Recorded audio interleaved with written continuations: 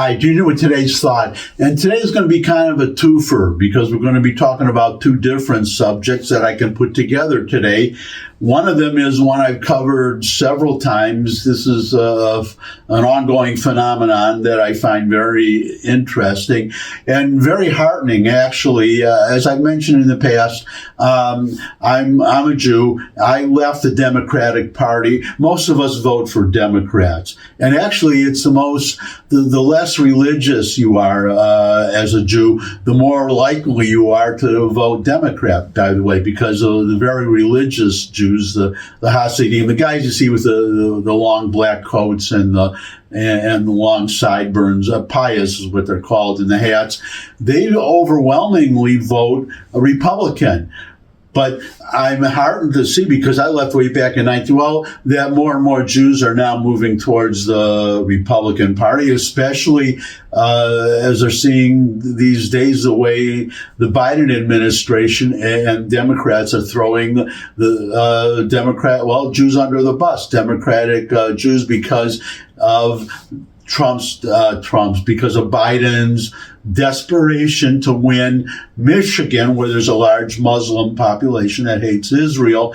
And he's trying, I don't want to get off on a sidetrack. What I want to talk about today is the black vote here, that the Democratic Party is, you could almost say, I don't quite want to say, but it's very close to hemorrhaging, that they're hemorrhaging black voters, and they're definitely hemorrhaging Hispanic voters, Latino voters, but that's another subject for another day. Today we're talking about blacks, and I want to talk about one specific, the other part, I said it was a twofer, so the other part of the twofer is this tactic that the Democrats have decided to adopt of not beating Trump on the issues, but just, trying to keep him off the ballot at all, and lawfare. Now, if you don't, you may have heard the term lawfare, may not have. If you don't know what lawfare is, it comes from warfare, and it's the idea of using the justice system to go after somebody, to weaponize, to use a common term, to weaponize the justice system, to just prosecute. In the case of Trump, that's the obvious example, to just bring charge after charge after charge, to cost him a fortune in lawyer fees. And now we have this $464 million he's supposed to come up with in New York, simply to be able to appeal his case, that I predict that he will probably win on appeal, because, as again, it's lawfare. I don't want to get up. There were no victims. I'll just leave it there for now. If you want more detail, I can do it in a future vlog. The point is that the idea was to hurt Trump, and it would have hurt a lesser person, a weaker person, or a poorer person, but Trump is strong and rich, and he's fighting all the way. And the important point is that we can see that this tactic of lawfare, that it is backfiring.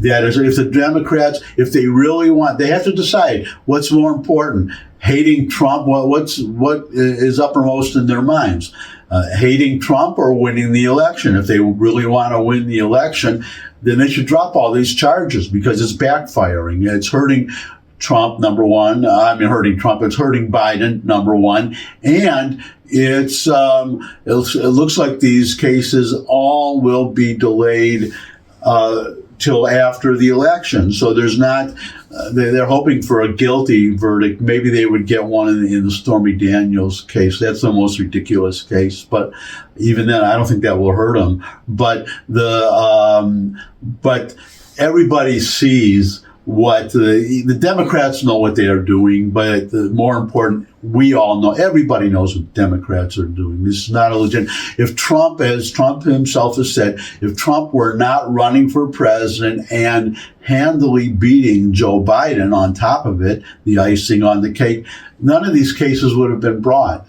They never, in fact, that was one of the questions that Aileen Cannon, The judge in the Florida, the classified documents case, asked the prosecutors, said, this case that you're bringing against Trump, other presidents, have Republican and Democrat, have kept classified documents after leaving office. There have been negotiations to get documents back, but could the prosecutor name a single case, a single instance, a single example of when a former president has been prosecuted over retention of classified documents? And the prosecutor had to admit that, no, this has never happened before. So there is a possibility here. I'm trying not to get off another track, but there is a possibility that ultimately the judge will just dismiss the case and say this is what they call a selective prosecution. In other words,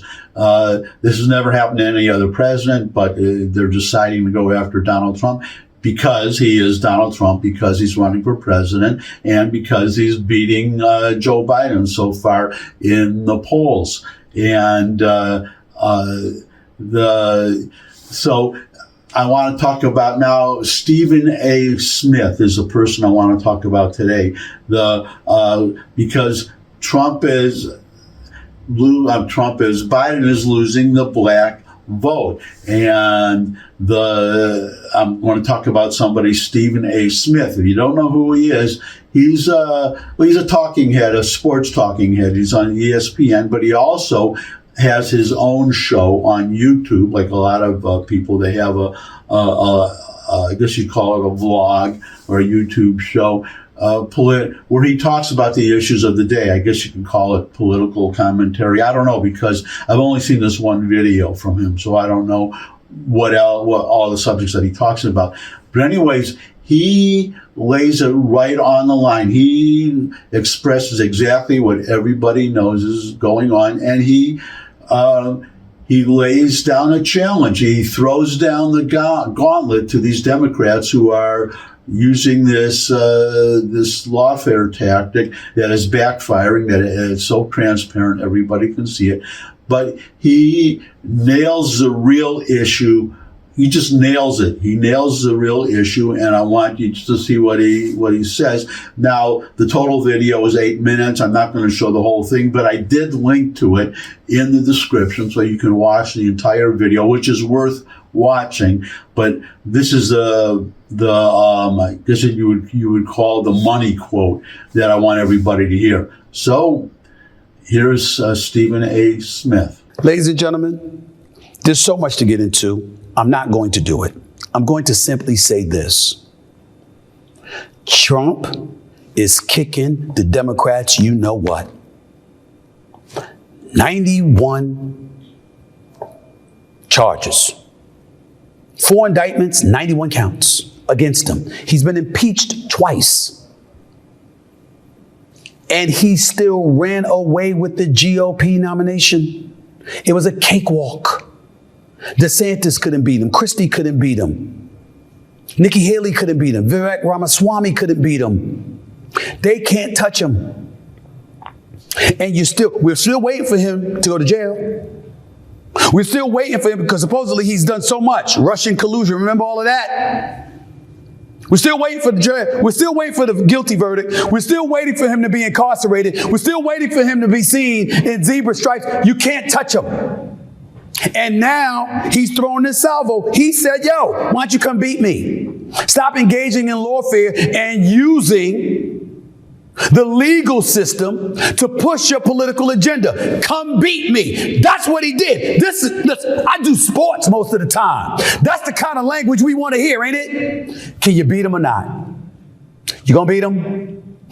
4 different polls show that Joe Biden is trailing, that Trump is gaining momentum. You can look at the right and talk about their commitment to Biden's cognitive decline narrative. The fact of the matter is, in half of America's eyes, Trump is seen as damn near criminal. And he's still collecting more campaign dollars and more votes. He is the GOP nominee. I believe it's his daughter-in-law that's about to be the head of the Republican National Committee, if she isn't already. Are you going to stop them or not? This article is a very profound one. The higher price of Democrats' anti-Trump lawfare. Because when the legal system is utilized this way and people see you getting away with trying to cause all of this ruckus towards him as opposed to simply beating him at the polls, that gives them additional fodder to question the legal system. And once they do that, it gives them a significant license to be lawless and to engage in lawlessness, which will explain some of the mayhem and the nonsense we've been seeing in the streets of America that would have never been tolerated, even as late and as recently as Barack Obama being in office, or George W. Bush for that matter, or Bill Clinton for that matter. The nonsense that we're seeing in the streets today easily could be attributed to a level of lawlessness that people don't care about committing because they're seeing our politicians manipulate the system in such a way that they don't like it, because it reminds them of things they've always felt about our government to begin with. Which is, by the way, what makes Trump sound like he had a lot of sense when he was comparing himself to the plight of black folks, even though we know better. Anybody black knows that ain't a problem Trump had. But he talked about being a victim. He talked about the system being rigged against him. He talked about the powers that be wielding and influencing a level of power just to make him uncomfortable for their own bidding, as opposed to it being legitimate.